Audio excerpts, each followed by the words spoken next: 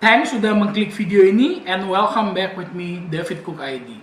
Sebelum kita memulai konten hari ini, aku mau ucapin dulu selamat Hari Raya Lebaran buat teman-teman yang merayakan. Minal aidin wal faizin, mohon maaf lahir dan batin. Maafin kalau ada salah, semoga tahun ini kita bisa menjadi lebih baik.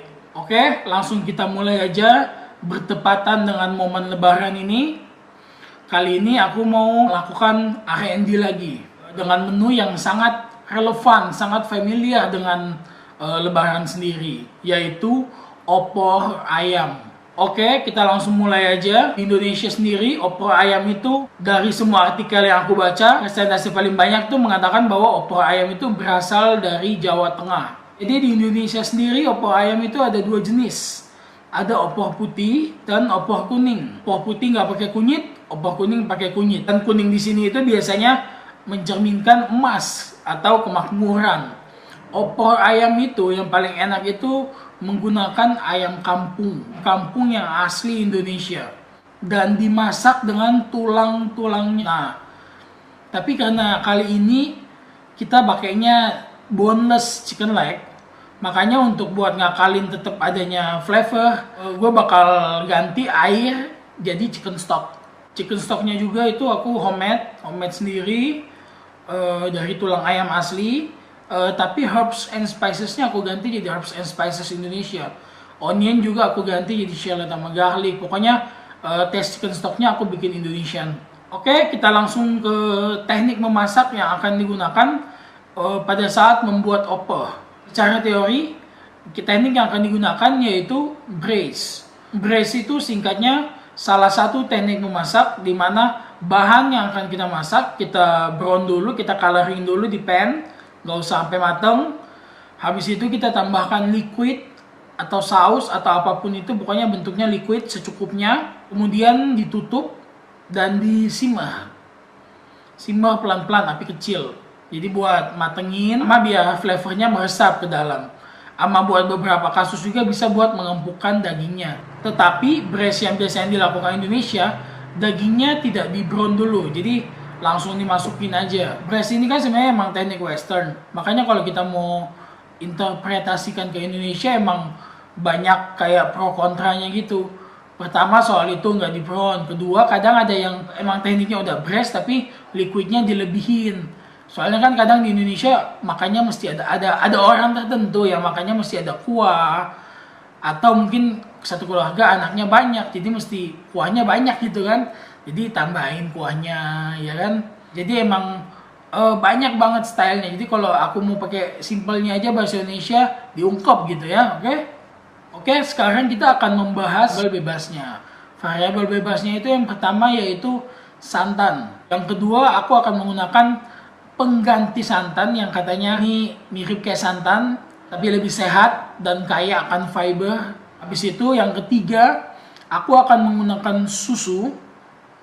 Habis itu yang keempat, aku akan menggunakan cooking cream. Di mana perbandingannya itu seperti ini. Untuk santan sama krim itu bisa disetarakan 1:1. Habis itu, untuk yang santan sehat itu, kita akan menggunakan 20 gram powder santan sehat itu dimix sama 30 ml air. Oke?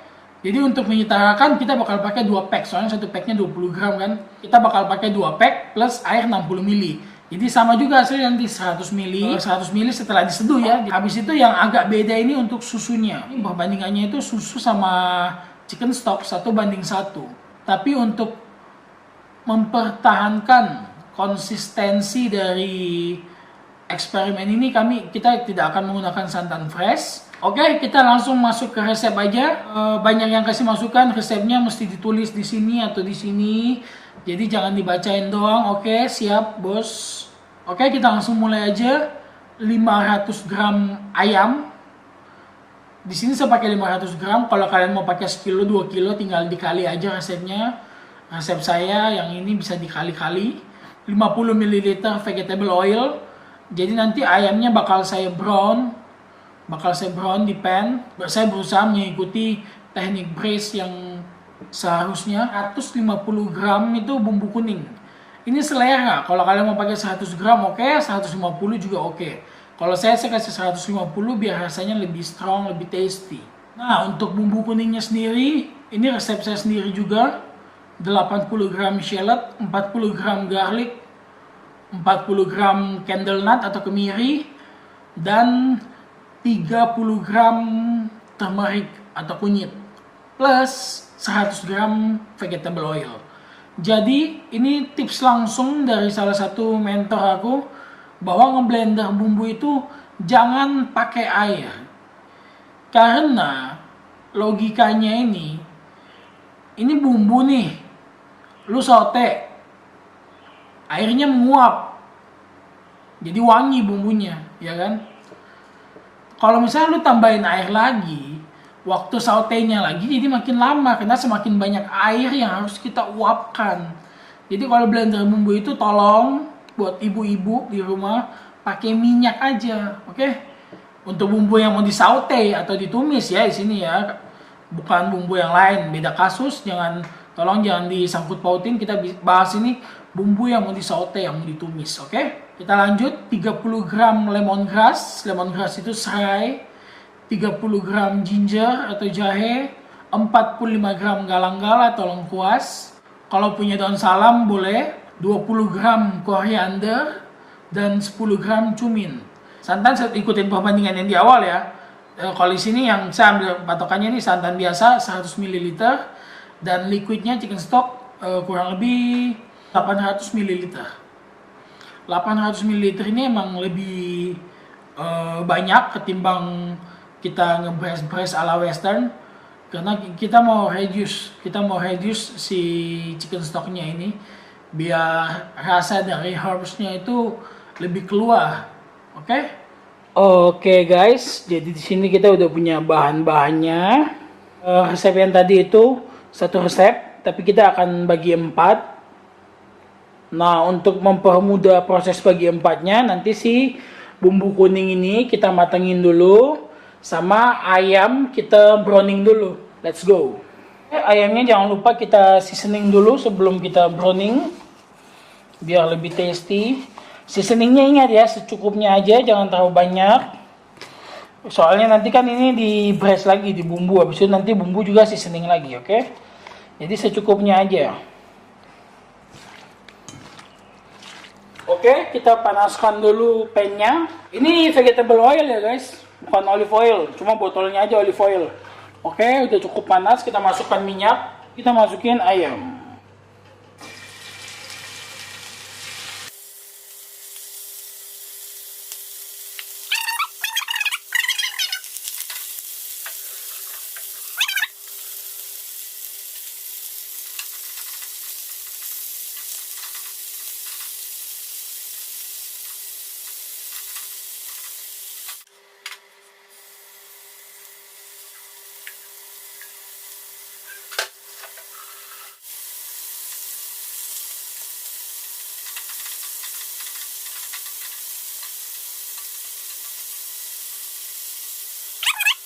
Sekarang kita akan masak bumbu kuningnya. Api sedang aja, kita pakai pan yang tadi bekas nge-brown ayam biar wangi.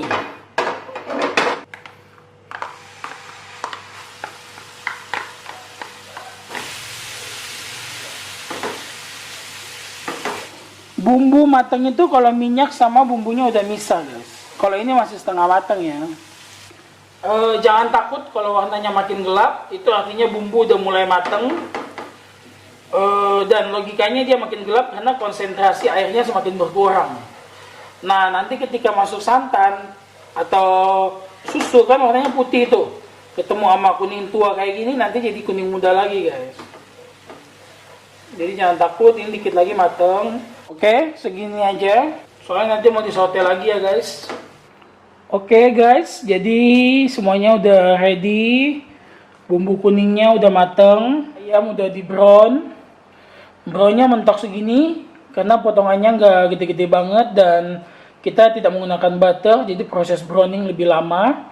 Oke, semuanya udah siap. Sekarang kita akan mulai memasak. Kita akan mulai dari yang santan biasa ya.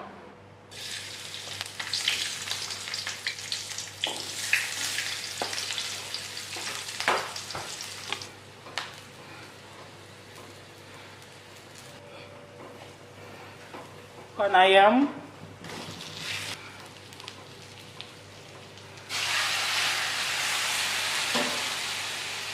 Satu resep tadi sekitar 800. Ini kan kita bagi 4 resep.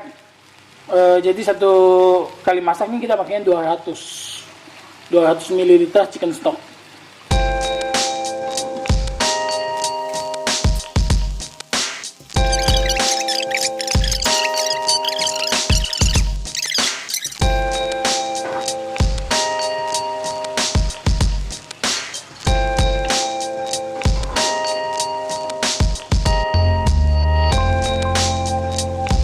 Di sini ada 100 ml karena kita masuk bikin seperempat resep, jadi masuknya hanya 25 ml ya.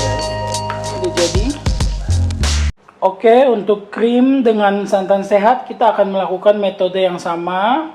Jadi kita skip aja di videonya, oke? Kita akan langsung ke fresh milk.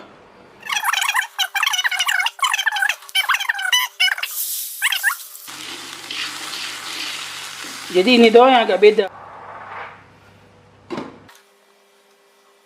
Oke, ini udah mateng. Oke guys, jadi ini udah jadi. Yang pertama, ini yang pakai santan biasa. Yang kedua ini menggunakan susu. Yang ketiga pakai krim. Yang keempat ini yang pakai santan sehat ya guys, santan sehat. Akan cek viskositas dari kuah-kuah opor ini ya guys. Viskositas itu kekentalan, oke? Pertama kita cek yang menggunakan santan biasa. Kuahnya kental ya guys, kental banget. Kurang lebih hasilnya seperti ini dengan resep yang saya gunakan. Kalau teman-teman suka yang lebih encer, silahkan tambahkan chicken stock lagi. Dan kita cek yang menggunakan susu. Encer ya guys, encer. Ini yang menggunakan cooking cream. Ini yang menggunakan santan sehat. Santan sehat. Cukup kental sih, tapi nggak sekental santan yang instan yang biasa, yang normal ya. Ini lebih encer dikit. Untuk rasanya kita langsung cobain aja. Pertama nyobain yang santan dulu nih. Ini yang pakai santan asli. Santan instan. Tapi santan yang normal ya, kita cobain. Yang ini yang pakai susu. Oke, kita tampung dulu di otak. Ntar baru kita komentar sekalian. Yang ini yang pakai krim nih.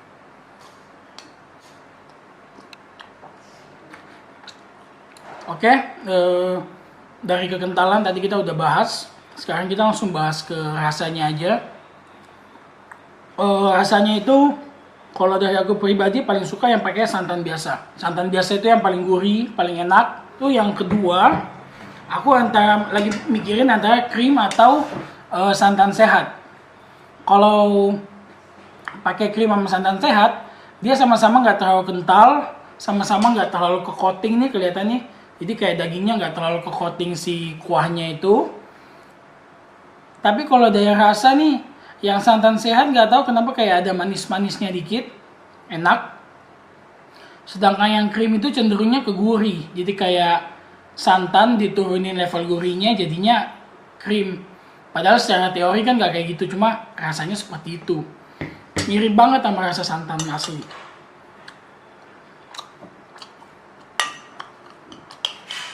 Jadi mungkin kalau untuk opsi pengganti santan, aku rekomen antara krim atau santan sehat. Nanti kita bahas lagi di bawah. Susu aku nggak rekomen sama sekali. Pertama kuahnya jadi split banget. Baik dari look maupun dari tekstur kuahnya itu split banget. Habis itu rasanya emang kurang aja dibandingin ketiga ini. Emang sewajarnya seperti itu, tapi nggak apa-apa, kita mencoba biar kita tahu. Sekarang kita akan membandingkan harganya gitu loh. Jadi yang mana sih kira-kira yang paling ekonomis gitu kan? Oke, kita langsung ke list harganya aja. Ini harga yang aku beli di supermarket dekat rumah aku ya. Jadi kalau di tempat lain ada perbedaan harga, mohon maaf. Untuk santan yang instan, santan biasa, untuk per liternya itu harganya 37.000. Sedangkan untuk santan sehat, dengan asumsi, satu pack kan 20 gram. Artinya kalau seliter itu harganya 60.000. Lumayan mahal ya santan sehatnya. Yang ketiga itu susu. Susu itu harganya 24.000 per liter, emang paling murah. Dan cooking cream sendiri ini yang paling mahal, 120.000 per liternya. Jadi kalau dari aku pribadi sini, aku kalau rekomen nih, kalau misalnya kita mau masak yang enak aja tanpa mikirin sehat atau enggak, of course santan biasa, karena santan biasa itu yang harganya paling terjangkau, paling ekonomis, dengan hasil yang paling memuaskan. Kalau kita mau agak sehat, tentunya kita memilih pengganti santan ini, atau saya sebutnya tadi santan sehat ya. Sebenarnya bukan santan sehat, tapi ini pengganti santan yang kaya akan serat fiber. Untuk krim itu menurut aku itu opsi aja. Kalau kalian lagi ke luar negeri, nggak ada santan sama sekali, atau mungkin di luar negeri ya mungkin ya harga santan lebih mahal dari harga krim, ya udah pakai krim aja juga oke kok. Jadi kayak taste-nya yang pakai krim sama santan sehat tuh hampir setara taste-nya. Buat Indonesian, kalau emang tidak punya masalah kesehatan atau apa-apa, udah pakai santan biasa aja udah paling enak, oke? Paling enak, ekonomis, pokoknya pas lah gitu kan. Pas di lidah, pas di kantong. Oke, mungkin segini dulu untuk hari ini. Thanks buat yang udah nonton sampai habis. Jangan lupa like jika kalian suka video ini. Jangan lupa komen jika kalian mau kasih masukan. Dan jangan lupa subscribe untuk mendukung channel ini terus berkarya. See you.